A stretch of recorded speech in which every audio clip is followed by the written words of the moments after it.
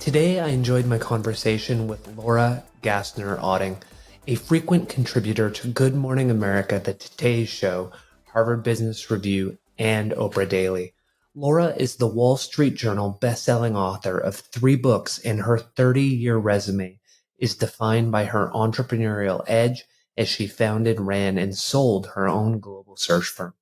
We talked about Laura's book, Wonderhell, why success doesn't feel like it should, and what to do about it, which helps you achieve more by navigating the stress, uncertainty, and doubt in your life. I hope you enjoyed the conversation. Good morning, Laura. Welcome to the podcast. Where I'd love to start is if you could give our listeners a brief bio about yourself in the event that they don't know you yet. Oh, well, my name is Laura Gassner Otting. I am the author of 3 books, the most recent of which is the brand new Wall Street Journal bestseller, Wonderhell. And I'm really excited to be here today. Well, let's dive right into that word Wonderhell itself, which is driven off of 2 sides of a coin that people don't often associate together. One is success. The other is the hell that comes with success often, because it opens up so many doors and causes other challenges. Can you give a high level of why Wonderhell? And then we'll dive into some of the components of it. Yes, so we often talk about the idea of stress when things go wrong, right? When you're worried about where the next paycheck is going to come from, you're worried about making payroll, you got too much on your plate, you're feeling burnout. We often talk about that, but we don't often talk about the stress that comes from when things are going well, when you sort of get everything you wanted and then you're like, oh no, now what, right? So Wonderhell is that space in between who you were yesterday and who through this success, whether it is a huge thing, you just sold your first business, or maybe a small thing, you just sold your first tube of lipstick, right? There's this moment where you see this potential, this burden of who you can be in between who you were yesterday and who now you've just realized you can become tomorrow. And the hell part of it is how the burden of this potential sits on your shoulders and is like, hey, Clint, what you got for me? Are you going to live into this newfound potential that you didn't even know you had last week, last month, last year? Or are you going to let it pass you by? And what I realized when I found myself in Wonderhell is that in this moment, you feel that hell just as exquisitely as your ego suddenly says, yes, I do want that. I do want more. I do believe there's part of me that can have and be more. So yes, it's wonderful and it's hell. It's Wonderhell. And the interesting part is if we choose not to continue to grow, continue to take on that next challenge, it creates its own form of hell. And what you write is accepting your most recent success as a finite destination would mean there is also a finite limit to your growth. And all this does is steal the wonder and leave you in only the hell. And so a quick digression on that before I hand it over to you to expand on that for our audience is that's the whole reason I have this podcast I'm creating on social media is I was at a point in my career where I was told, hey, the bus stops here. There's no more room for growth in the business. And that's okay. But I don't want that to mean there's no more growth in your life, Clint. So I thought, well, why don't I do something on my own that allows me to continue to grow and expand my entire world and see what's out there for down the road. And then I won't be stuck in that hell that you talk about if we just stop where we are. Yeah, so all too often we let other people's lack of imagination stop our ambition. And Yes. I have found so many times during my career that there are people in our lives, whether they are parents, whether they are friends, whether they are bosses, whether they are colleagues, whether they are even mentors, who suddenly say to you, like, who do you think you are to have these dreams, to want to grow, to charge what you charge, to think that you belong where you think you belong? And Oh, it's not because we're not capable. It's because they simply can't imagine that for themselves, let alone for us. And we let other people's lack of imagination stop our ambition. And it is, I think, a great tragedy. Like, just think about how many people you have helped through this podcast. Think about how you've helped yourself through this podcast. And if you'd listened to that person who said the bus stops here, that wouldn't have happened. And so I spent 20 years in executive search. It was my job to call the most successful people on the planet and recruit them away to work on behalf of my clients. And that sounds like kind of a hard job, except for the fact that despite all this success, which is why I was calling them, they weren't very happy, which is why they were calling me back. And during these 20 years of executive search, what I came to learn was that even people who are internal candidates who apply for jobs but don't get the jobs end up leaving because the very process of interviewing for that bigger job means that they have to wear the clothes of that role, speak in the voice of that role, think in the mindset of that role. And once they've placed themselves in their brain in that role, they can't unplace themselves there. They can't unsee themselves there. So we have these moments in our lives where we imagine what else we could be. And just because other people around us can't see it doesn't mean it's not real. And the last thing that I'll say is this. The thing about Wonderhell, which is amazing to me, the book Wonderhell, this journey that I'm on of Wonderhell that's amazing to me, is that every time I talk to somebody about it, every time I tell somebody about the idea, every time somebody reads the book, they hear me on stage, they come up to me afterwards and they're like, oh my God, I'm in Wonderhell too. And it's like, yes, here's the conceit of the book. We all are in Wonderhell, every single one of us. It is very hard to have evolved over millions of years to get to a place where we're not constantly thinking and growing and evolving and changing and iterating and innovating. That's basically DNA. So we are people who are constantly thinking about what's next. And I don't say this in a like bigger, better, faster, more, you got to keep crushing it, man. Like I don't say it like that. What I say is that how cool is it that at this age and at this stage, wherever you are in your own journey, you can look inside of yourself and see that there is another layer, another gear, if you want to take it. We are all constantly growing and evolving. And one of the things that I really want to zone in on you talked about there is when you talked about when we have the vision and we're dreaming big and we believe we know what's possible in our world, so many people who are close to us don't share that vision, don't want to go along for the ride. Do you just keep building in silence and not waste the energy and time trying to convince them because the results will eventually convince them and you just go it alone until they come along for the ride? I think it depends on the people. I mean, the short answer is yes, right? The short answer is yes. The pithy answer is we have to stop giving votes in our lives to people who shouldn't even have voices, right? The problem is that along the way, there are people who we have given votes to or people who have just had votes. Again, parents often fall in this category. And I love my parents. My parents are wonderful people. They are incredibly supportive. But the last time I lived in the same house as my parents, I was 17 years old. I didn't have a fully formed frontal lobe. I barely had a frontal lobe. So I would return the car late for curfew, empty of gas, but, with the volume on the radio, super high up. They would get in the car on Monday morning and it would be blared out and couldn't even get to work on time. And they'd be like, Laura, she can't get anything done, right?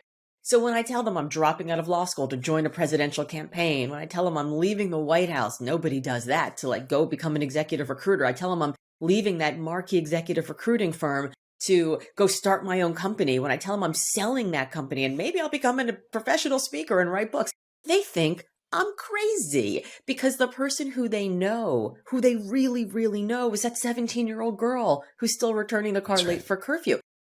I'm 52 now. They've watched me succeed in a lot of things. They've also watched me fail in a lot of things, but they've seen me pick myself up and be able to make it through. And yet they're still so worried that I'm going to get hurt because the last time they knew me, I was 17. So there are people in our lives who we give votes to because they've always had votes. And we really should stop giving them voices. We should stop asking people for their opinion. We should stop asking people for their permission. We should stop asking people for their blessing when really we don't need it to move forward. I don't need my parents' permission, their blessing. I don't need that to move forward in my life right now. It's not like I'm relying on them for my allowance anymore. But yet we do it because we have been trained to want that. So they're your family. Then there are the people who are kind of, jealous, the ones that they see your rise and all they can see it through is the lens of their own stagnation.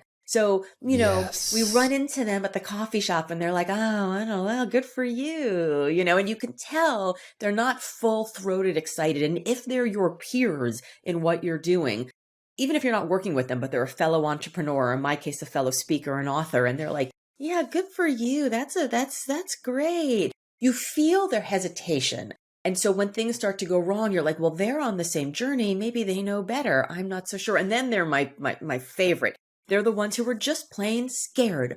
They're the ones who they cannot imagine doing it themselves. And when you see them, they say, oh, are you sure you should do that? I'm not sure. I'm not sure you should do that. That's too scary. And what they really mean is, I'm not sure I should do that. I'm too scared. But then the minute something goes wrong, the minute it gets hard, the minute we get rejected, we're like, oh, maybe this was too scary. Maybe they were right. Even if in the moment we don't onboard their hesitation or their fear or their uncertainty or their doubt, it still sits in the back of our head like these little cancerous time bombs waiting to just explode. And then as soon as they explode, they take over. And then we're filled with anxiety and uncertainty and doubt. And all of their crap becomes all of our crap. So what I like to do is I like to have a very, very tiny, tiny group of people around me who I ask not for their opinion, but I ask for if you were thinking about this, what kinds of questions would you ask?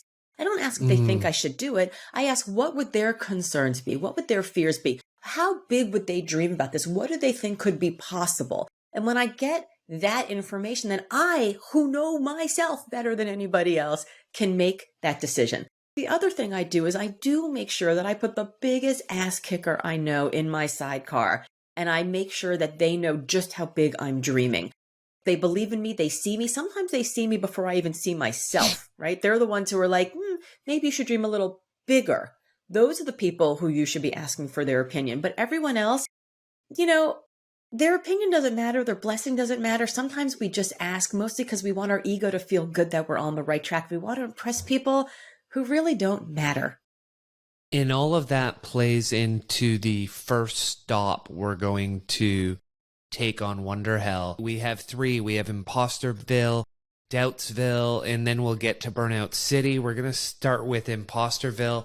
And so for our listeners who don't know about imposter syndrome, can you clue them in at a high level what we're talking about here? Imposter syndrome, inner critic, and then we'll dive into a couple of the ways that we can overcome it. The rest, they can get the book and dive into those other areas, but we'll tackle a couple together and then we'll get over to the doubts that we have to overcome next. Yeah. So Wonderhell is built around an amusement park. And like an amusement park, you've got Small World and Adventureville. And so this is, Imposter Town, Doubtsville, and Burnout City. If you are thinking to yourself, I've done this thing, I'm in this place that I didn't think I'd get to yet. Somebody's going to find out I don't belong here. I'm so worried that I'm going to fail. People are going to see me and they're going to say, oh yeah, that's right. They didn't really belong here. That last success was as high as they were going to go. Welcome to Imposter Town, because 70% of us have imposter syndrome. By the way, of the 30% of people who don't, many of them have this thing called Dunning-Kruger, which is a idea that was built by these 2 scientists named Dunning and Kruger, who realized that the very people who don't have imposter syndrome, most of them are the ones who should. They are actually delusional. So if you don't have imposter syndrome, don't worry. You may not be one of those people, but for 70% of us, we have it. And here's the thing. When I found myself in Wonderhell, here's what I did. I talked to 100 different glass ceiling shatterers, Olympic medalists, startup unicorns, creatives, thinkers, philanthropists, activists, everyday people like you and me, because I wanted to find a way out. And what I realized was that all of these people, they still had imposter syndrome, whether they were, building their second billion-dollar company, think about that, second billion-dollar company, or they were at the top of a ski slope about to go down their next run, literally with a gold medal in their pocket from the last one, still had imposter syndrome. So welcome. Imposter syndrome is that moment when you feel like you don't belong. Maybe you don't deserve the success that you've had. Maybe people are going to realize that you are not good enough to be there. But here's the thing about imposter syndrome. Each time we rise to a level where we haven't been before, of course we're going to feel like an imposter because we didn't think we'd get there. And everyone else in that room is feeling exactly the same way too. Whether they've climbed up the ladder already or they are on the ladder for the first time, each time you get to a new rung, you like, wow, holy crap, this is pretty cool. But let's just think about the term imposter syndrome itself, like the gall of the term imposter syndrome. Like, oh, you're an imposter. You don't belong here. Maybe you should leave. Or you've got a syndrome. Are you feeling well? Maybe you should lay down, right? Imposter syndrome puts the onus of feeling like we don't belong on us, like we're the victims. But, imposter syndrome was a term that was coined in the 1970s. And it was coined in the 1970s when leadership looked pretty homogenous, right? Straight, cisgendered, white, male, Ivy League college, etc. Like all of that, the trappings of success. Well, for the most part, leadership doesn't necessarily look like that anymore. So of course, each time we get to that next level, we're in a place that wasn't built by or for people that look like most of us. So of course, we're going to feel like we have imposter syndrome. But for the people who I spoke to, who were successful and happy, who thrived in Wonderhell, they heard imposter syndrome not as this idea that you shouldn't be here, but as a congratulations that you've made it to somewhere you never thought you'd get to. So isn't it amazing? It's all gravy from this point on. So a rephrasing of not that I don't belong, I just have this feeling because I've got somewhere where I deserve to get and it's new and it will go away as I play through it. A bit of a different way to look at it. Yeah, and it may not go away. And it's okay if you feel that way because what I learned was that the people who had imposter syndrome, what they said to themselves wasn't, I'm not good enough. They just said, I'm not good enough yet. And so that word yet was so powerful. What they said was, everything that I've done up until now has gotten me to this point. And all those things I did, I didn't come out of the womb knowing how to do. I had to learn. So every step of the way, I got to a rung that I didn't expect to get to, and I learned how to do the thing, which then got me to the next rung. Isn't that amazing? It's not that I haven't done it. I just haven't done it yet. It's not that I'm not good enough. I'm just not good enough yet. Everything that got me to here won't get me to there, but everything that got me to here was now built a foundation on which I learned new skills. I was able to create more network. I was able to have confidence. I learned how to learn. So everything that got me to here created the foundation, which will get me to there. I just have to trust the process. And we'll jump ahead to the idea of dreaming in elephants and being ambitious. When you think about that and you have those big dreams and you are in that spot where it's new and you're just starting and you're not good enough yet, I find that a lot of people may say, I stopped too early.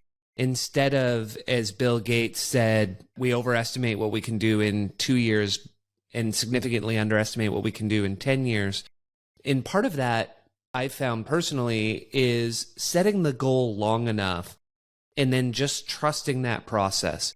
So even if I'm not good at podcasting to begin, I'm not going to assess myself until I hit episode 100. Yes. I'm not going to let myself be in the elephant graveyard or podcast graveyard as they call it, where podcasts get to episode 14 and they stop. Yes. And so there's hundreds or thousands of podcasts that have less than 14 episodes. Wow. So just saying to yourself, I'm willing to embrace the suck long enough to get good. And I'm willing to be good long enough to become great, which may take me a decade. Yeah. I mean, I heard a great interview with Ira Glass from This American Life. Obviously, just phenomenal podcaster, one of the first big podcasters. And people asked him, like, how did you get so good at it? And he goes, because I allowed myself to suck for long enough to get good at it. And I thought that was, so great. My favorite quote from Eleanor Roosevelt is this: we would worry much less about what people thought about us if we realized how seldomly they did. Like, people are not paying that much attention to your first 14 podcasts to be like, oh yeah, Yeah, let's look at Clint. Let's sit here and watch him suck. Nobody is paying that much attention because we're all so worried about sucking ourselves that we don't actually look at anybody else. So we have so much time and space to suck in absolute anonymity before anybody even notices what we're doing, which is why we think everybody's an overnight success, because we don't watch the days and the weeks and the months and the years and the decades of hard work that goes into it. And so for me, I think that the liberation of anonymity because of the mass narcissism of everyone else is maybe one of the greatest things it's one of the greatest gifts you can give yourself, is just to know that nobody cares about you. Nobody's paying attention. None of us are that important. And then once you do start getting better and you do start getting noticed and you do start getting attention, by that point, you're good because that's the reason you're getting all the attention. So I just, let's just bathe in the mass narcissism that gives us this, incredible anonymity, I think, for a while, and trust the process. When Michael Jordan went for the famous Chicago Bulls three-peat, I watched this great documentary, about him, The Last Dance.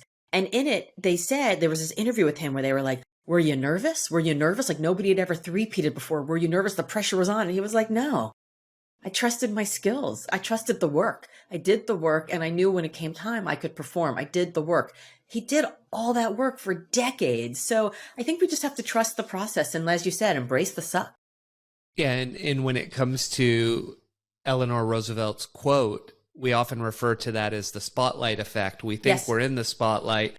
And in reality, one of the best lines I heard is, we think we're the stars in everyone's movie, when in reality, it's their movie and we're maybe a B credit extra. Yeah, maybe, if we're lucky. Right. Yeah. So just remembering that. And so part of what we're talking about there, we're talking about this idea of dreaming in elephants. Yes. And so we alluded to it with our long time horizons, but can you share where that dreaming in elephants comes from? I thought it was a stunningly beautiful metaphor. And then taking that to, well, how should we think about our dreams and the life we want to build for ourselves? Yeah, so the Dreaming in Elephants comes from David Usher, who was the front man, well, still is the front man of Moist, which is one of the most successful bands to come out of Canada. And he was very used to creating ideas and melodies and lyrics out of whole cloth. But he didn't really have his big Wonderhell moment until he decided to become a pioneer in the AI space. So one day he, as the band was sort of taking a hiatus, he decided he wanted to get into artificial intelligence. And he had this dream that he could bring to life historical figures like Albert Einstein to have conversations about the theory of relativity with third graders. And he would walk into these meetings and he would talk to all these coders and he would just explain this idea to them about how it was going to work. Like Albert Einstein was going to wake up from sleep and be like, hello, young girl, where are you from? Oh, Poughkeepsie? Well, I live in, Vienna. And just this whole conversation with them. And all the coders would nod their head. Yep. Sounds good. Yep. Sounds good. And then he'd leave the room and later he'd find out that they were like, what the hell was he talking about? So he dreamed these huge, big ideas. And by the time the ideas became reality, people had nicked around the edges and taken a little here and taken a little there. And everybody tries to small size your idea to, reality size your idea, that by the time it comes to fruition, you still want it to be something that's worthy of you, something that you're proud of. So if you start by dreaming in elephants, then by the time it becomes a reality, maybe it's something that's still big enough for you. And what he said to me, he goes, it takes 2 years to gestate an elephant, right? So an elephant is pregnant for 2 years. A litter of puppy takes 9 weeks. So litter of puppies, litter of puppies, litter of puppies, elephant still pregnant, right? So it's going to take a long time to create this idea that's big and that's worthy of you. But if you want to do something that's exciting, and that's fresh and that's new and that's worthy of the effort you're going to put into it, we got to start dreaming in elephants. I love that.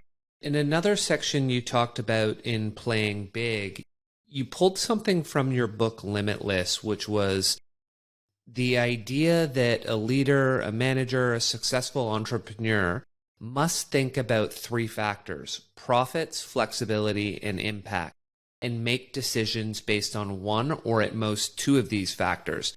And what I found really interesting and piqued my interest was you said It is impossible to start or run a business based on all three, but if you stick to your two main priorities, the third will eventually follow. What does that look like, and how does it tie into the concept of consonance? Yeah, so Limitless is based around this idea of consonance, which is alignment, it's flow, it's where everything you are is manifested in everything that you do. And it comes from my 20 years in executive search, where I realized that the handful of people who I could not recruit away had this thing. They had this success and happiness. They had not work-life balance, but work-life alignment. They weren't waiting to be happy when. They were happy now, right? They weren't following their passion. They were investing in their passion. They just felt different. They were unpoachable for me as a recruiter. And I was pretty good at recruiting. I recruited away a lot of pretty successful people, but there were this handful of people. And when I sold my executive search firm, I sat down and I was like, all right, this is the time I need to solve this problem. Why couldn't I get those people? Why couldn't I do it? And what I've realized is that they had this combination of four things: calling, connection, contribution, and control, in exactly the right amount for them at this moment in time in their lives. Calling, what is the gravitational force that gets me up in the morning, the leader I want to serve, the cause that I want to solve, a business I want to build, a family I want to raise. Connection, does the work I'm doing every single day, what's in my inbox, my to-do list, my calendar, get me closer to that calling or farther from it? Does it connect to what I care about? Contribution, how does this work contribute to the life I want, the lifestyle I need, the flexibility I'm looking for, the paycheck I want? How does this brand manifest my values on a daily basis? How does the work contribute to who I want to be? And then lastly, control. How much personal agency do I have to control how much the work connects to my calling and contributes to my life? So that's sort of the idea of consonant. When I left the big search firm, I'd had this sort of moment of rage where I realized that the work could be done differently. I was at an executive search firm where the way executive search works is you charge 1/3 of the first year's cash compensation for placing the executive. And I was doing work specifically for mission-driven organizations. And what I realized was that if you place the chief strategy officer for the Ford Foundation, for example, that person's going to get paid like $300,000, which means as a search firm, we're going to make $100,000 off of that search. Pretty good. If I am doing an executive director for a local domestic violence shelter, that person's maybe going to get paid $60,000. So we're going to make $20,000 for that search. Now, as a peon at this executive search firm, who was I incentivized by my boss to work harder for, the $100,000 fee or the $20,000 fee? The $100,000 fee. But who needed our help the most? Who missed the money more? It was that executive director search for the domestic violence shelter, the $20,000 fee. And it just didn't feel like it worked for me as a human. I just felt badly about doing more work for the group who didn't need me as much, and they didn't miss the money as much when I knew that this other organization needed me even more. And so I left and I started my own search firm that had a different business model that allowed us to give equal priority to both of these clients. Because for me, I knew that I wanted to maximize impact in the world. I wasn't able to maximize impact if I was incentivized only by, the highest paying clients. I also knew that I had a 6-week-old baby and we were probably going to have another child and I was going to be raising kids. So I needed to maximize personal freedom and flexibility. At that time, we were young. We were still happy, eating ramen soup and idealism. Like I didn't need to maximize money. I didn't need to maximize profit. So I spent a lot of time. Now, I should say, I understand this as a strategy in hindsight. At the time, I didn't. At the time, I was just like, I want to do good in the world and I want to be able to be there for my babies.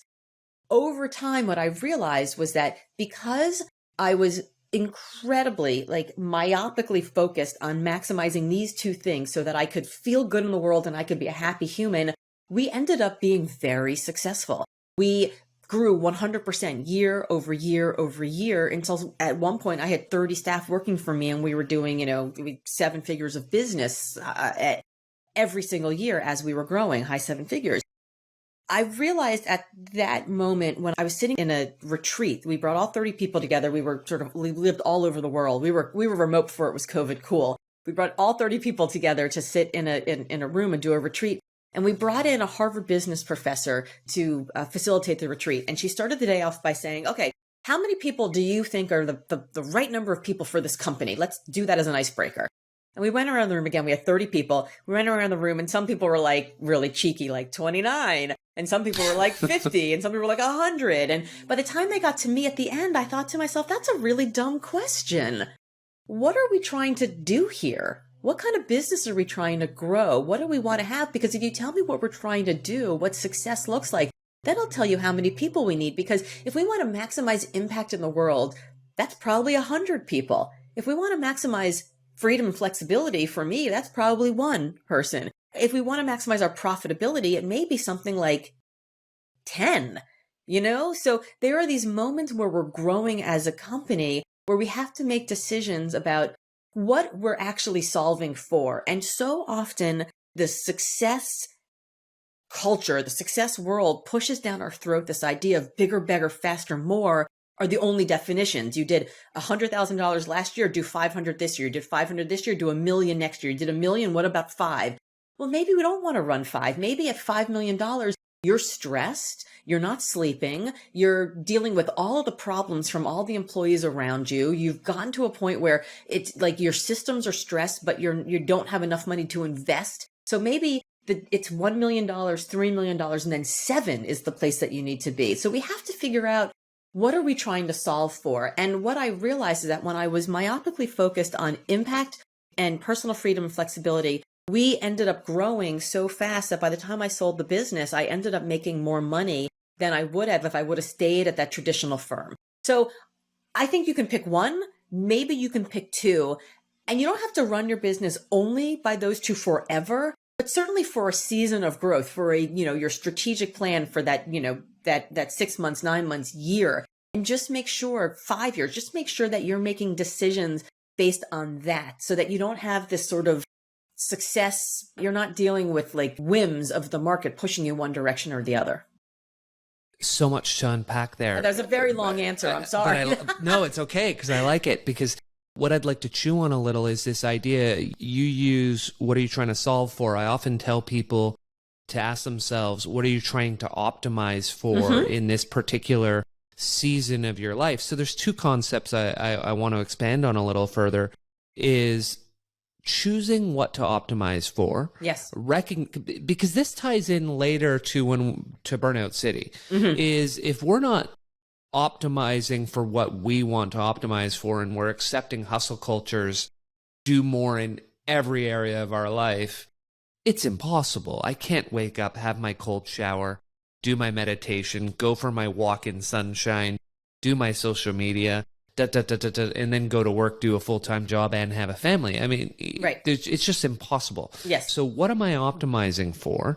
And then this idea that our life has seasons, and what we're optimizing for in one season may look different than another season, but what I might optimize for in this season could feed my ability to have what I want in that next season. So this is more thinking in elephant gestation years or dreaming big, longer term horizon. Yes. I'm willing to go hard for a season or 2 or a long season to have the exact season I want down the road, if that makes sense. Absolutely. I mean, I talked about having a 6-week-old baby. Well, now that baby is just finished a sophomore year of college, and the next baby who came a couple years after is about to leave for college. So I'm about to be an empty nester.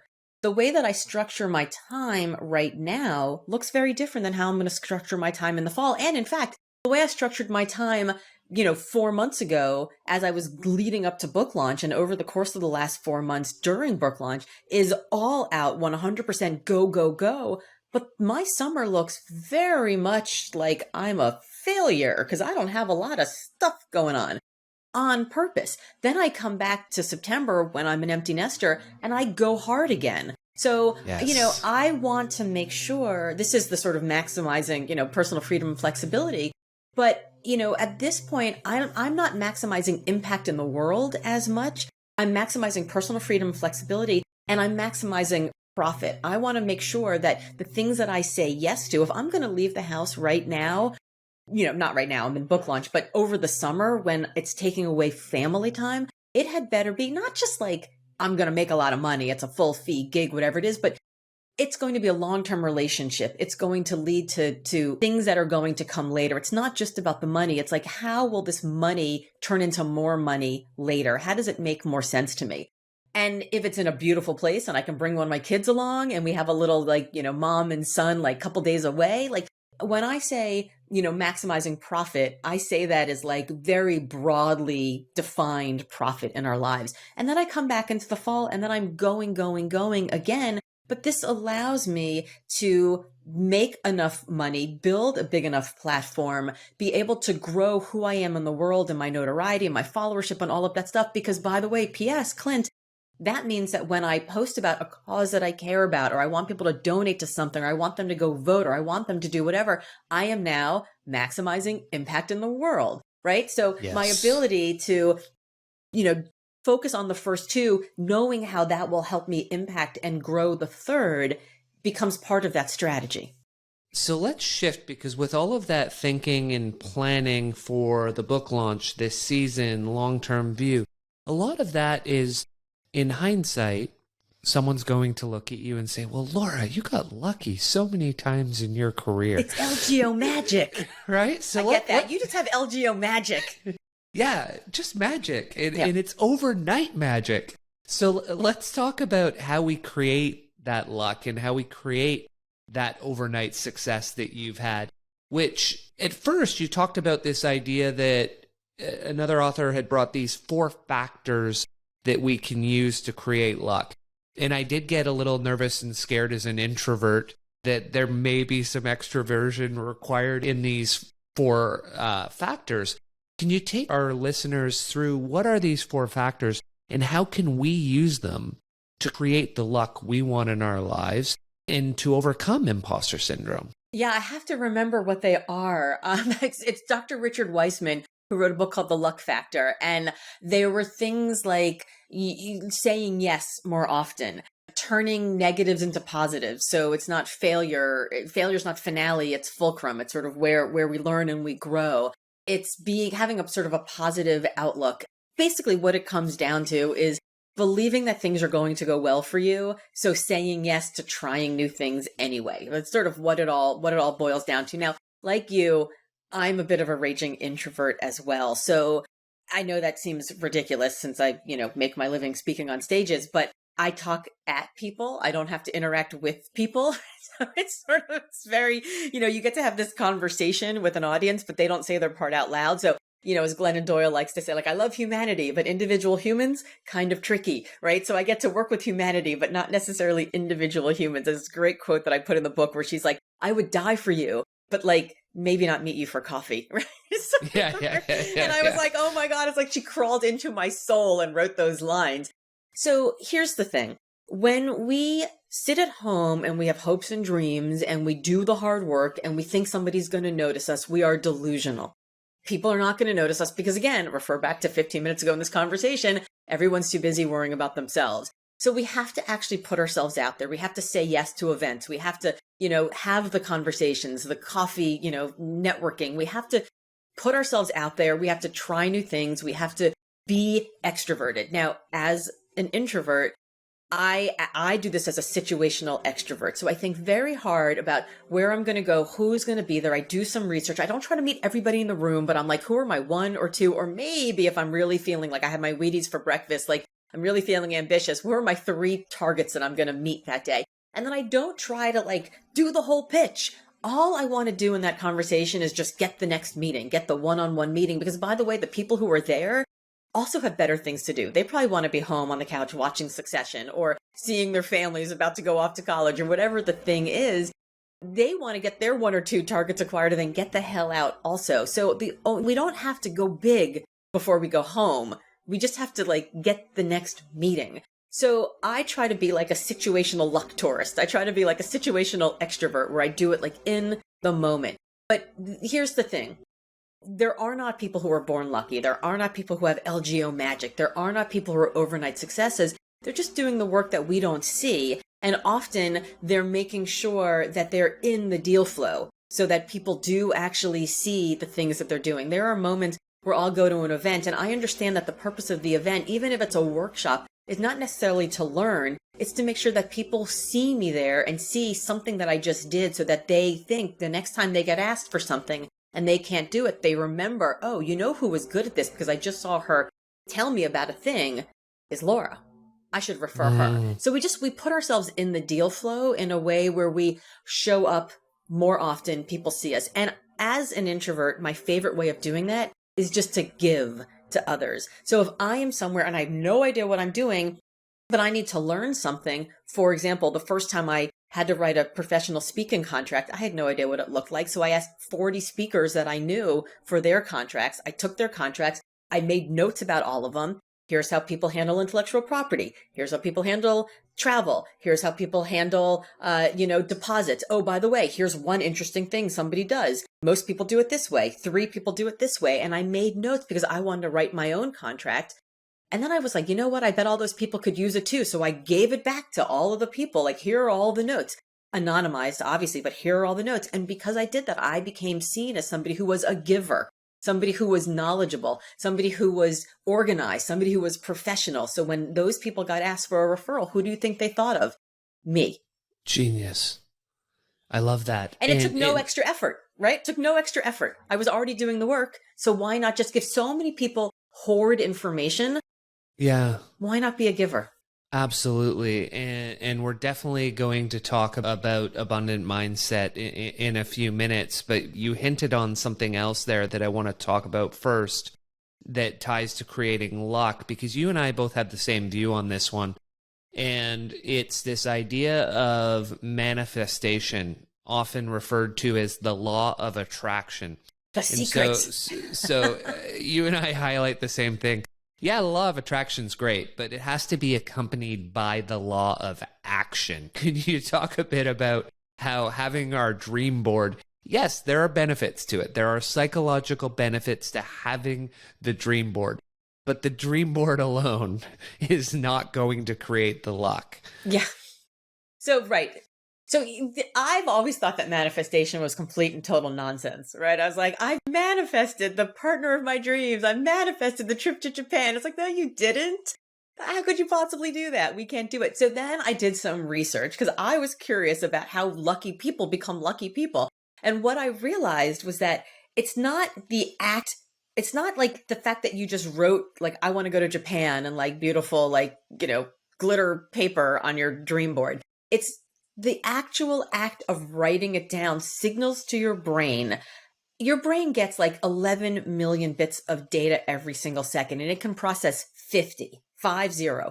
11 billion versus 50. We've got to help our brain a little bit. Like in this moment right now, listening to this podcast, you're hearing my voice, you're listening to intonation, you're thinking about all of the things in your life that, you're resonating with the things that I'm saying, and the soothing dulcimer tones of Clint's voice as he interviews his authors and his thought leaders. You're also thinking about where your body is right now. You're thinking about the temperature of the room. You're thinking about what you're doing next. You're sort of feeling the fabric on your shirt, right? We have all these inputs that are coming. So when we tell our brain, I want to go to Japan, it just gets lost in a billion different other things that are going on. But if we write it down on our dream board and we see it every single day, I want to go to Japan. We see like a beautiful picture of pagoda and, great sushi and, the lights of Tokyo.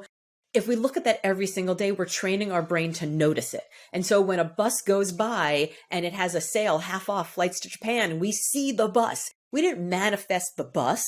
We didn't manifest the sale. What we did is we told our brain, of the 11 million bits of data you're going to get, that's one I want you to pluck out. So we're able to make ourselves luckier by being much more actionable, being much more active about the things that we want to do. Even better is if you take that vision board and you share it with somebody else and you have that conversation, so that if they see the trip to Japan, like it becomes one of those things also. So it's not just you who's looking for what you want to do. So if what you say is, I want the promotion, I want to learn how to be a public speaker, I want to write a book, like you start putting these things there and you share that with a group of people around you who are part of what I call your family, right? Your combination of friends and family who really see you, who know you, who believe in you, who want you to get to where you want to get to. When they see these things, then they're like, oh, I should call Clint because I just heard about this, whatever, insert your, next step is here. I love that. And the one thing I've found in a lot of successful people that I know that you hit on there is a high bias to action. So even without all the information or 100% of the answer, it's that consistent drive forward towards the goal that they see. One of the most interesting studies that I quote in the book, I mean, it's just so interesting to me, was by the guys who did Freakonomics. And what they learned was that if you are stuck, you are totally stuck, you're indecisive, you have no idea what to do. Should I leave my spouse? Should I, go for the promotion? Should I buy the house, right? Like whatever the big giant decision is that you're trying to think about. People who flipped a coin and the coin said heads, do it, were happier years later than people who flipped a coin and the coin said tails, don't do it. And they were happier even if the decision in hindsight was not a good one. So they said, I shouldn't have left the spouse. I shouldn't have gone for the promotion. I shouldn't have bought the house. They're still happier in hindsight that they made a decision and they did something.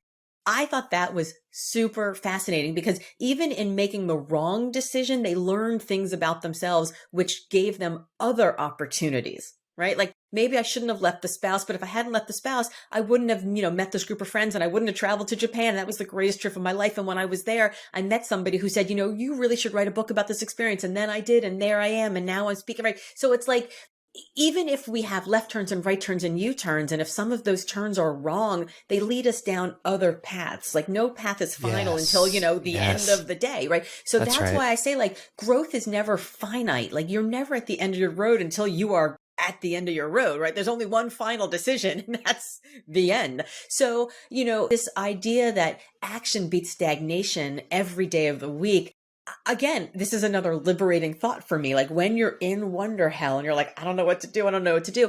Just do something. And by the way, even if the something is, I'm going to sit here for a specific period of time and collect more information. You're never going to have a full data set. But if you're like, I'm going to just for the next 30 days, not do anything, see what else comes along and then make a decision on date certain, that's still action. Even if that action is staying still. But we have to be active participants in our lives or else we're just passengers on someone else's bus.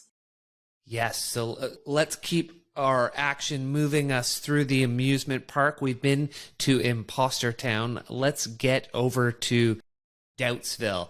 So what does Doubtsville look like for our listeners at a high level, Laura? And then we'll dive into some of the doubts that people are dealing with and how to overcome them. Yeah, so Doubtsville is in that moment of it's amazing, it's exciting, it's wonderful.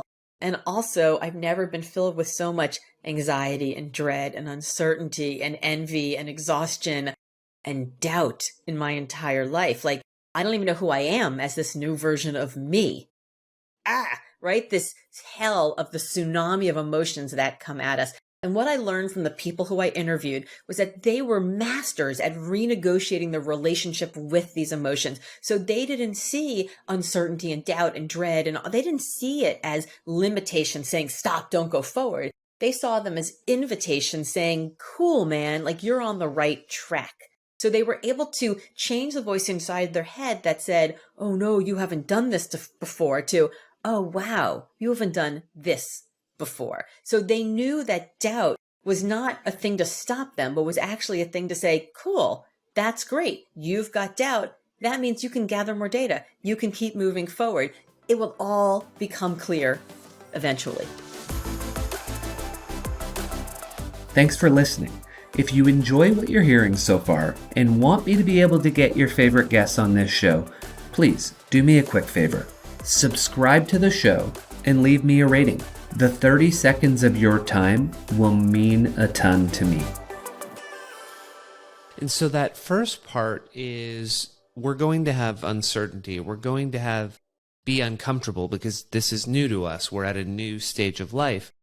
And the idea that we need to learn to become comfortable being uncomfortable. Yes. What does that look like for you? And what does that look like for our listeners? How can they take these baby steps to become comfortable being uncomfortable?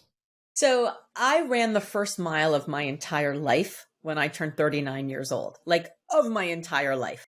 And at the end of that mile, which by the way took me 6 weeks to run, I was like, well, if I string 3 of those together, maybe I could do a 5K. And at the end of that 5K, I was all hopped up on endorphins. So I was like, if I string 2 of those together, maybe I could do a 10K. Now I say do not run because they were definitely do and not run. To call them running would be an insult to runners. But at the end of that 10K, I was like, well, if I string 2 of those together and maybe another mile or so, I could maybe do a half marathon. And this was obviously like 6 weeks and then 8 weeks and then a couple months. Like it took a long time to get to that point. But I live in Boston, where this goes, one of the homes of the major marathons of the world. And I'm not training for my 6th marathon. But if I had woken up that first day and said, God, I feel like crap. Everything kind of hurts. I haven't exercised in 2 years. Maybe I should go for a walk. If I had said, I'm going to run a marathon, let alone 5, no way could I have dreamed that. Like we all have this, if you can dream it, you can do it, which is just garbage. If you do it, you can dream it. Like where do people get confidence from? Like the confidence to dream big dreams? It doesn't come from just waking up one day with LGO magic, Clint magic. You don't just wake up fully formed, I can do anything. You wake up one day and you say, I'm going to do this small thing. I'm going to lower the bar so low to the ground that I have to slither under it. I'm going to lower the bar. I'm going to go walk for 5 minutes. That's it, right? Anybody can walk for 5 minutes. After 5 minutes, the next day you walk for 10 and then you walk for 15. And we get confidence by showing ourselves competence. Competence leads to confidence. That's how we do it. So it's not if you can dream it, you can do it. If you do it, you can dream it. And by the way, to go back to what we talked about originally about people whose lack of imagination halts our ambition in its tracks, the reason that we are able to hush those voices is because we are able to imagine 10 miles after we've run 5 miles, but we can't do 10 if we've only done 1. So we show ourselves the competence that we have to hush those other voices because we can see the next step, even if they can't. So, there's this moment in running marathons at mile 20.1 where you don't know what's going to happen, right? The farthest you run in marathon training, 26.2 miles. The farthest you run in training is 20 miles. And then you start to taper and you get ready for marathon day. And whether it's your first marathon or your 50th marathon, you get to mile 20.1 and you're like, I wonder what happens now. I have no idea. Am I going to finish? I'm exhausted. Everything hurts. I'm chafing in all the wrong places as if there's a right place to chafe. And you don't know. Maybe that day it's hot. Maybe that day it's raining. Maybe that day it's freezing. Maybe there's a headwind. Maybe there's a tailwind. Maybe you're having the run of your life and you're like, am I going to have a PR? Or you're like, am I even going to finish? And we have to make that decision in that moment, every single step for the next 6 miles. Am I going to do it? How am I going to do it? What is it going to look like? And so, the way that you get through it is you say, okay, well, I've done this before. I've run a 10K. I know I can run a 10K. I've gone 20 miles. So I've got it in me. Even if I walk, I'm going to feel run. Great. Yes. Walk. Fine. Crawl. Okay. Whatever. There's no, you get the same medal for coming in last as the person who comes in second. Right. So we have to remember that in these moments of doubt, when we have no idea what's going to happen, we just have to, lean back on everything that we put into that moment and know that we can get there. It may not look like what we thought it was going to look like, but we can still get to what we want to get to. And in those 6 miles, that's where the lessons come. Yeah. And I often refer to it, Laura, as this idea that we're building our get shit done muscle. Mm-hmm. And for a lot of young people out there, I say one of the easiest ways to build that is through athletics, through marathon training, Ironman training, ultra marathon training. Because when you do these things, you teach yourself, I am the type of person who does things that the average person isn't willing to do. I am the type of person who completes hard challenges. And you don't start with the Ironman. You start by getting a pair of running shoes and doing a little jog around the block. So you start as small as possible, and you teach yourself every time you take that incremental step up. I am the type of person who completes things. I am the type of person who has an end goal and brings it back to today and then gets it done methodically over time. And that teaching can be applied eventually to anything you want in life. I've learned so much about myself through athletics that I just never even knew I was capable of. The last marathon I ran was the New York City Marathon, and I sprained my ankle at mile 4. I just literally fell over my own 2 feet, sprained my ankle. And I heard like pop, pop, right? Like a couple of, not such a good sound that you want to feel, that you want to hear. And I, popped right back up and kept going because, there were thousands of people running behind me. I was going to get trampled if I laid on the ground. And I remember just feeling so much pain and seeing stars and looking around for like a medical tent. And there wasn't a medical tent right there. So I just kept going. I like walked at first, and then I started to jog a little bit. And the friend that I was running with, they're like, "Are you okay? Are you sure you're okay?" And I was not sure I was okay, but there was nowhere to go. And we were in Brooklyn, and the finish line's in Central Park, right? Like Yes. we were staying near Central Park. Like I had to get back there somewhere. And all I did is I looked around and I just saw hundreds of people on the sides. And I was like, I'm not going to find a taxi here. I'm not going to find an Uber. Like I got to get back to Central Park somehow. Like I might as well keep going. And I kept going, and it hurt. But as I kept going, I was like, like walk it off, kid, right? It hurt less as I kept going. And so I finished the marathon running 22 miles on a sprained ankle. And by the way, I finished it at a PR. It was the fastest I'd ever run. And that PR was 4:02. Now, again, I'm not a fast runner, so 4:02. That's good. I was really proud of that. And as soon as I finished, like I turned the corner to come down into Central Park, and I was trying to do math. And I was trying to figure out, if I keep going at this pace, can I finally get that sub 4 that I've always wanted? But I can't do math on a good day, let alone after running 22 miles on a sprained ankle, 25 miles at this point.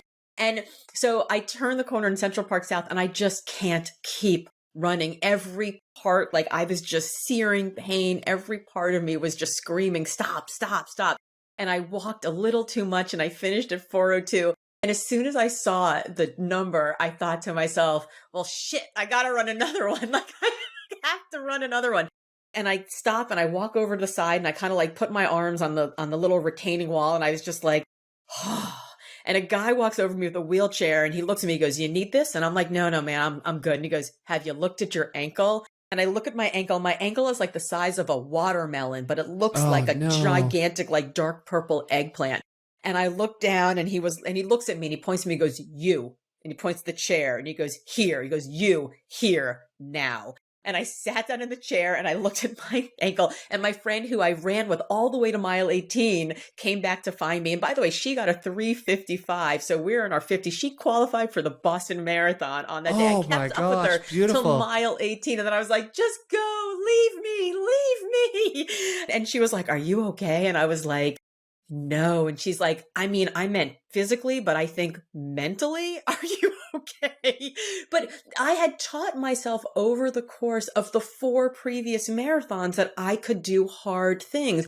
Because it turns out that the hard thing about doing hard things isn't the hard, it's the do. It's the just doing it. Like the fact that I was already going meant I could keep going. That's right. It's not the hard. It's the do. Like momentum really counts for a lot. And so have you started planning an ultra marathon yet? Have you been bitten by the bug of going that little extra? I haven't. No? Okay. Actually, I hate running. I hate every single step of running. I hate training. I hate all of it. But I love having run. I love having run. Like I never feel as good as I feel when I've run. And for me, the look on somebody's face when I say, "Oh yeah, I have an 18-mile training run this weekend," is fine. I don't need I've got a 50-mile training run. I don't. So here's what we're doing. I've now run Boston 3 times. I run New York. I run Chicago. I'm a charity runner. I don't qualify. Like I run Boston as a charity runner. But we've now signed up for Berlin for September, which means that now we have to do London and Tokyo also, because those are the 6 majors. And on this past weekend, we're running our 7-mile run because we're like right at the beginning of training. The marathon's not till the end of September. And my friend says to me, like, we're 6.5 miles into the 7-mile run. And no matter how far you're running, if you're running 7 miles or 50 miles, that last mile feels like you can never run another step. Like it just like this week we'll run 8, but the 7th mile will feel hard. The 6th won't feel hard. Like it's just like a mental thing, a mental burden. And she says to me, you know, they're considering making Sydney another one of the majors. And I just looked at her and I went, fuck you. And that was my response. I was like, no, like I can't. Love it. But when she was like, we're going to sign up for Berlin, I'm like, yeah, we're signing up for Berlin. That means Berlin, London, Tokyo, right? Like I think we all have these ideas in our head of like what complete looks like. And for me, like the end of the chapter of marathon running looks like I've done the world majors, done, complete. Next thing, I never have to run another step again. Like what's the next thing that we're going to do? So to go back to Doubtsville, right? I think a lot of the people who find themselves in Doubtsville, they are very good at being able to define what perfection looks like. They're able to define what complete looks like. And they were able to give themselves this longer time horizon, this gift of learning. Like I know that by the time we get to London or Tokyo, I may not be able to run anything near a 4-hour marathon. I'm just going to be in it to finish. But the idea that like I've done the thing,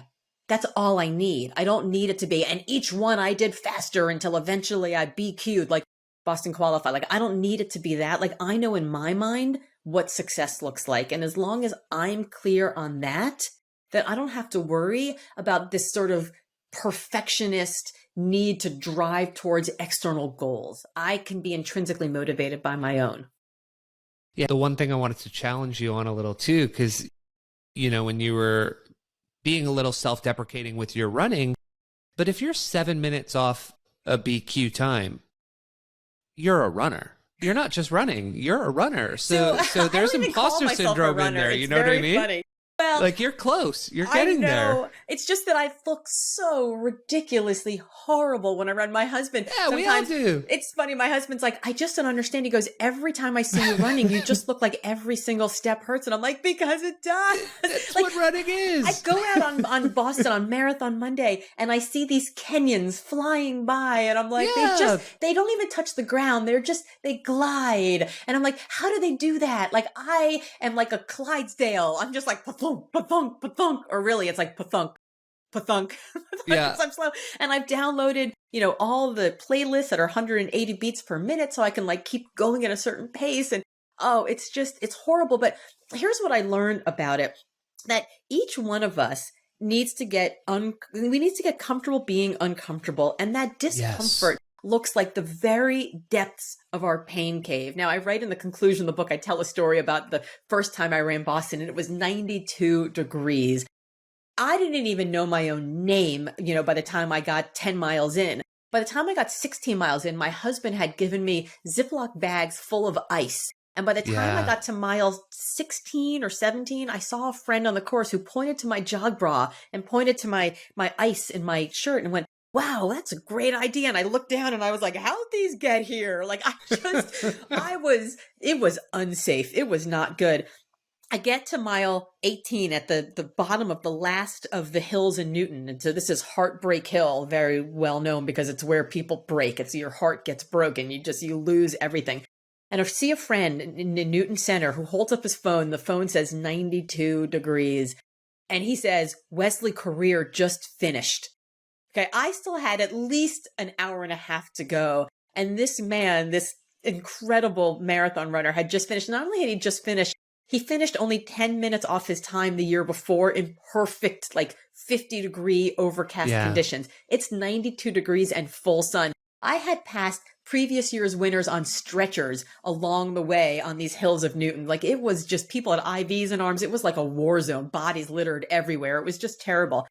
And I realized as I was coming over the top of Heartbreak Hill, going down into Brookline, where you're like, okay, I've only got mostly like downhill or flat to go. I can imagine it. I live here. This is my home territory. I know what it looks like. I'm going to do it. I get to 1 mile out. Fenway Park is 1 mile out to the end. And I have this moment where I'm like, I'm going to do it. I'm going to be a marathoner. I'm getting emotional just thinking about it now. I'm going to run my first marathon. I'm going to get across the end, and somebody's going to put a heat sheet around my shoulder and a medal around my neck like I'm a freaking superhero, and I'm going to be a marathoner. And what I realized was that it took everything I had in me to keep going, everything I had to push to the end of that pain cave and to get so comfortable being as uncomfortable as I've ever been in my entire life. There was a woman in front of me, and I was kind of pacing myself off of her. She was running step, step, step. I was running step, step, step behind her.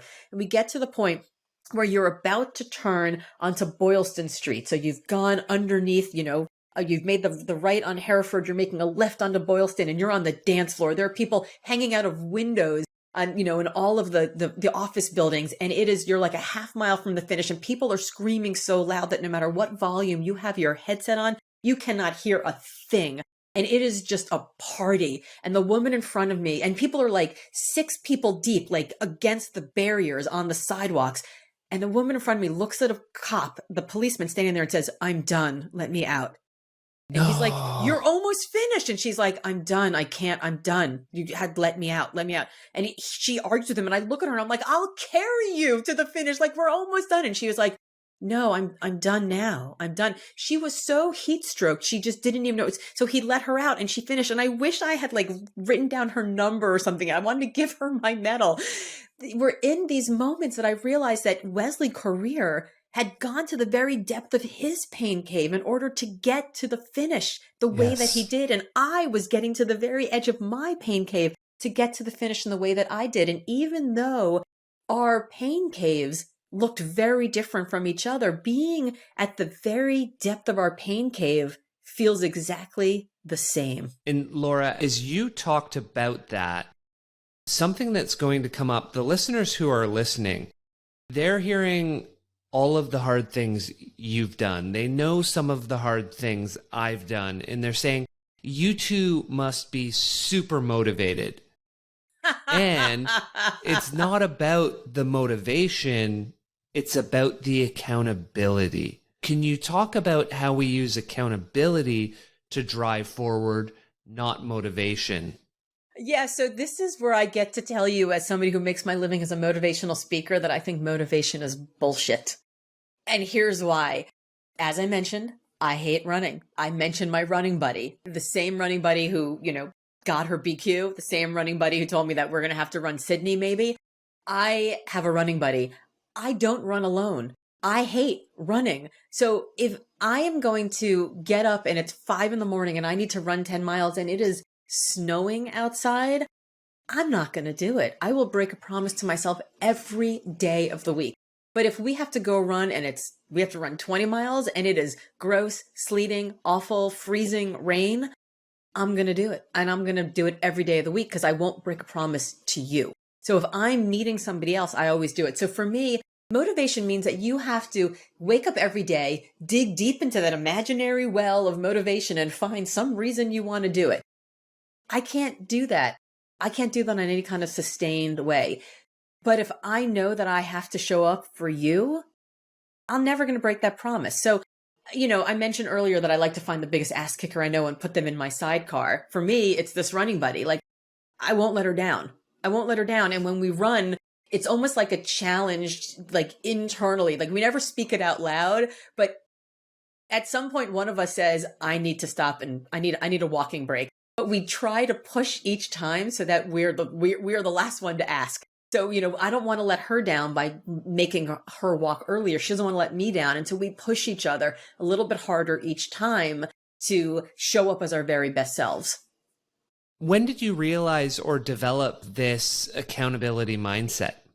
And was there something you did that shifted, that created it, that our listeners can say, okay, well, if I want to stop wishy-washy motivation as my driver, and I want to move to an accountability mindset, what are some things they should be thinking about to develop that? Yeah, I was actually just having this conversation with my 20-year-old son this weekend, who was saying that, he was thinking about taking social media off of his phone. And when I asked him why, he said, because I wake up in the morning and if I don't have to get to class, or if I don't have to meet somebody, or if I'm not, driving my girlfriend to, work or whatever it is, I just lay in bed and I scroll social media. And then the next thing I know, an hour, 2 hours, 3 hours has gone by. I didn't get to work out that day. I end up being late for class. Like he was talking about how if he doesn't have a thing to do, then he just gets lost. And I realized and I said to myself, like, God, like I'm 52 years old and I do exactly the same thing. Like if I didn't have this podcast to wake up and do, I don't know. I'm not so sure I would have gotten much more done this morning. Like this, it got me up. It got me going because I was here, because we're doing video. I needed to make sure I showered because I needed to get that shower in and do my makeup. And I have podcasts all day today. Well, this is the only time I'm going to work out. So like, I got to get my workout in because I'm not going to do it in the middle because I'm not going to shower and do this whole rigmarole hair and makeup thing again. So, sometimes having that early accountability in the morning helps get us going on the day. And then once we're going on the day, things are good.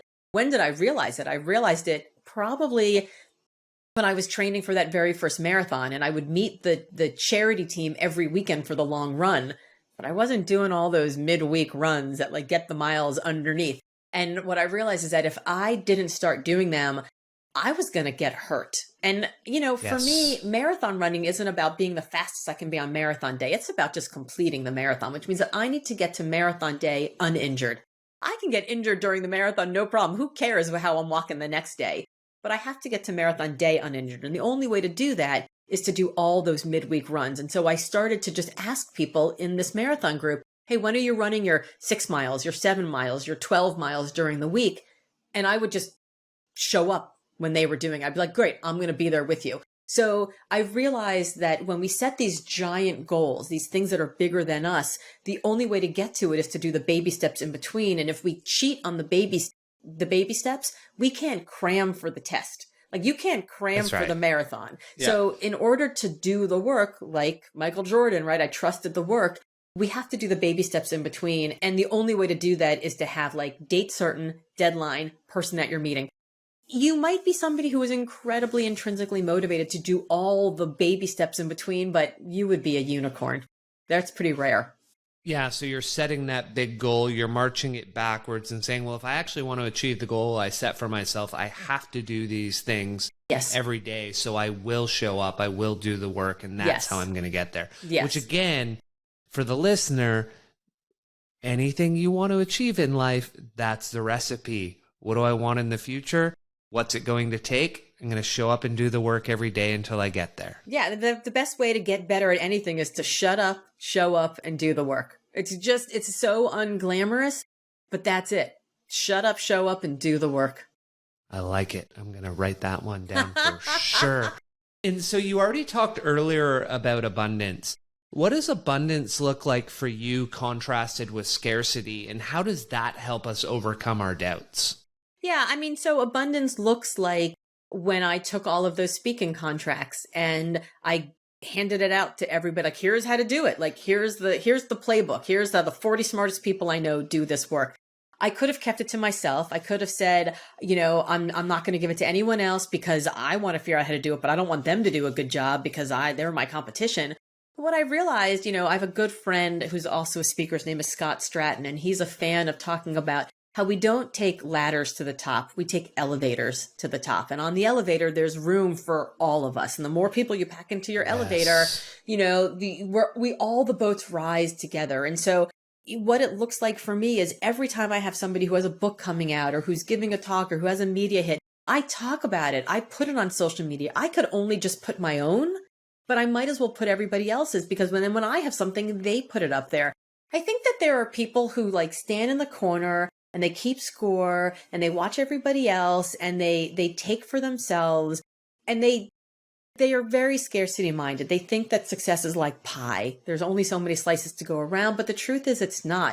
The more that we contribute to each other's success, the more success there is to go around. And I think, frankly, success is contagious. So if we're around people who are successful, if we help them, they help us, we all do better together. And so I try very hard to burn the bridges in my life with people who tend to be repeated scarcity offenders. If it happens once, fine. If it happens twice, fine. But after a certain amount of time, you realize that you can keep giving and giving and giving, but that person is not only not going to be giving, they're going to be taking.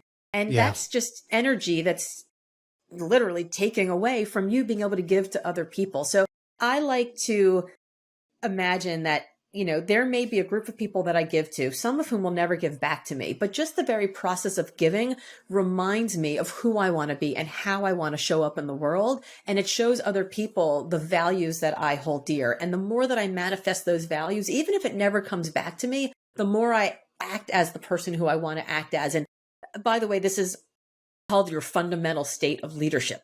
The more that you can act like the person who you are when you are at your very best. What are the muscles you're using? Who are the people surrounding you? What are the words you're using? What's the energy? Like, what are you wearing? How are you acting? How are you in your body? What are you thinking? How are you feeling? If you write those down, like think about a moment where you crushed it. Maybe it was a public thing. You were on stage. You were doing a great presentation. Maybe it was private. Maybe you were crunching numbers for a presentation in the back room. Maybe you were helping a loved one or a colleague through something that, a really hard situation. You were your very best version of yourself, whether it was public, private, loud, quiet, doesn't matter. Who are you when you're the very best version of yourself? And write down that person, write who that person is and put it on the lock screen of your phone, on the bathroom mirror, on your car steering wheel. And try to act into that person every single day. Because the more you act into that person, it's not fake it till you make it. It's just know who you want to be and just be that version of you already are more often so that it becomes your fundamental state of leadership every single hour of every single day. Absolutely. And what I often suggest to people, Laura, is if you're in a room with other leaders, you can pick one of your favorite traits from every one of them and say, what's a trait I see in Laura that I want in myself? Yes. And I'm going to copy that trait. Yes. Until that is me. Yes.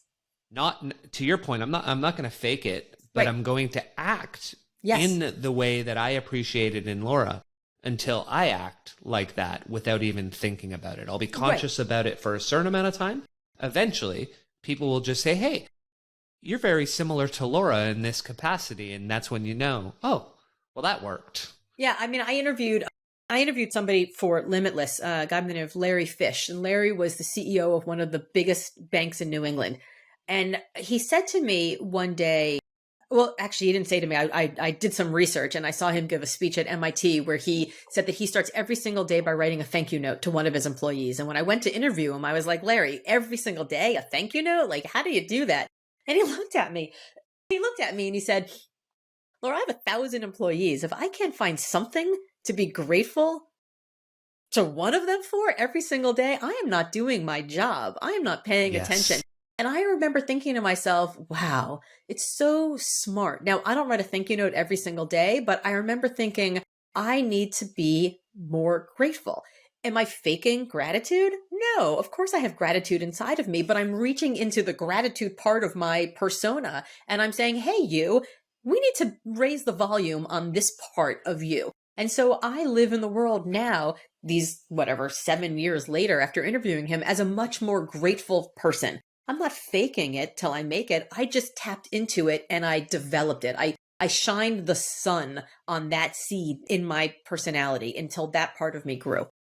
Oh, I love that. And the other thing you talked about a few seconds ago that I wanted to highlight was this idea of cutting people out.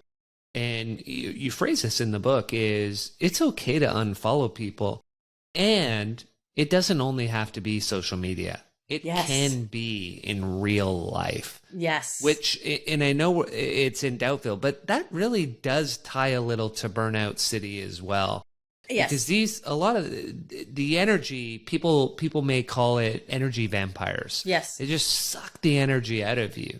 And so you're saying, hey, I'm gonna unfollow that energy pattern. Yes, yes. So what's that old expression about how we're like we waste a lot of money to buy things we don't want to impress people we don't actually care about. right? Yeah. Yeah. It's the same thing. Like we spend our money to buy things, but we spend our energy to be something that we're not, so that we impress people who we don't actually care that much about, right? Like, and then we take their criticism, even though their praise wouldn't actually mean that much to us. So, we're in this space that just makes no sense, whatsoever. And so what I say in the book is, like, it's okay to burn bridges. It's okay to unfollow people. There are so many people on this planet, and several of them are people that you want to spend more time with, but you just say you don't have the time. But you do. The problem is that your time is being sucked up by all these other people who you don't care about.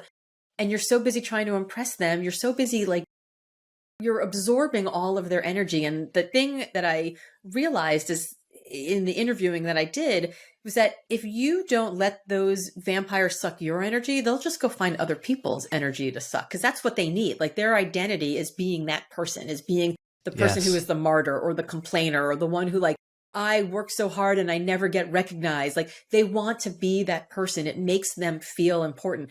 I prostrate myself to the gods of poverty, or, I work so hard, on behalf of this mission or that mission, or I work so hard to help these other people and they don't help me, because that's how they want to live in the world. Like, they have identity from being needed and from being undervalued and all of the stuff. And that, just like success is contagious, I think misery is also contagious.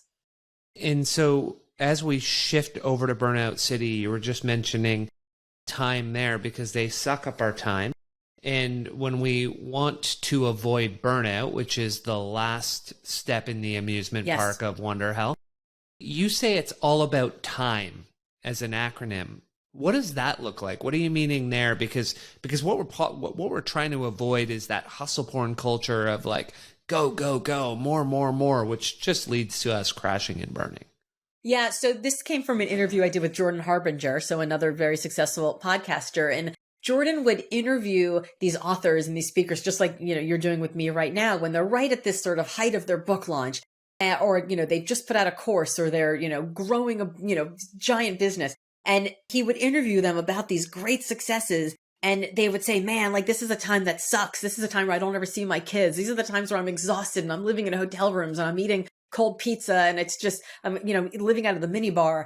And when they would stop recording, they'd look at him. They'd be like, yeah, so Jordan, so, like, where's your course? Like, when are you going to syndicate your show? When are you going to write your book? And he's like, nah, man, that sounds like it sucks. Like, I'm like, exactly. like, I just interviewed you for an hour about how hard it is. Like, no, thank you.